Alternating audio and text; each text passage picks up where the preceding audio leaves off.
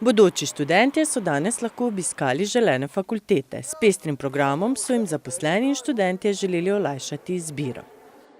Študentom najprej predstavimo našo fakulteto in pa naše študijske programe, tudi usmeritve, ki jih ponujamo. Potem predstavijo študenti tudi delovanje študentskega sveta, tutorje študente, ki študentom pomagajo. Če se jim kje zatakne, organizirajo tudi različne dogodke ob študijske dejavnosti in potem jih popeljajo še malo pogledati fakulteto. Študentje lahko izbirajo med 90 fakultetami in zavodi v vsej Sloveniji, ki razpisujejo več kot 23,5 tisoč prostih mest. Kljub veliki zainteresiranosti študentov za družboslovne študije pa v zadnjih letih ti programi beležijo upad vpisa. Skozi prejšnja leta se je seveda tudi pri nas pokazalo, da je vpisovanje kandidatov na družboslovne in humanistične študije nekoliko manjši, kot smo ga bili vajeni prej. Prvič zato, ker so se generacije osipale, drugič zato, ker družboslovje in humanistika v očeh mladih generacij morda v tem trenutku nista tako zelo perspektivna v smislu iskanja zaposlitev. Tretjič pa tudi zato, ker je konkurenca visokošolskih ustanov na teh področjih vedno večja.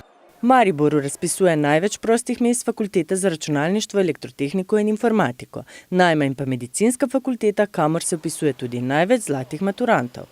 V študijskem letu 2018-2019 pa se obetajo tudi številne novosti, ki bi mladim olajšale prehod na trg dela.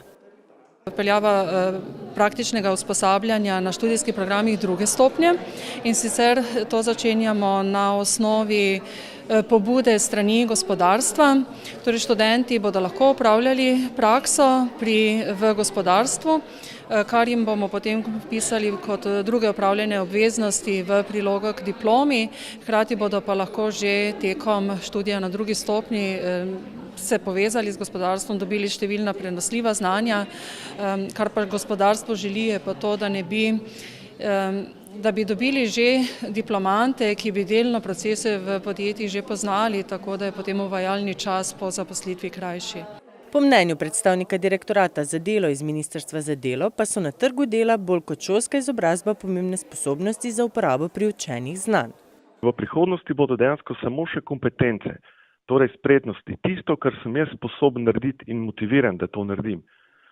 Tako da v roku 5 do 10 let ne bo več važno to, katero šolo si naredil, ampak že zdaj delodajalce zanima, kaj jaz znam narediti. In to ni samo, ekonomska fakulteta ali pa srednja strojna šola, ampak še vse ostalo, kar imam jaz tukaj zraven.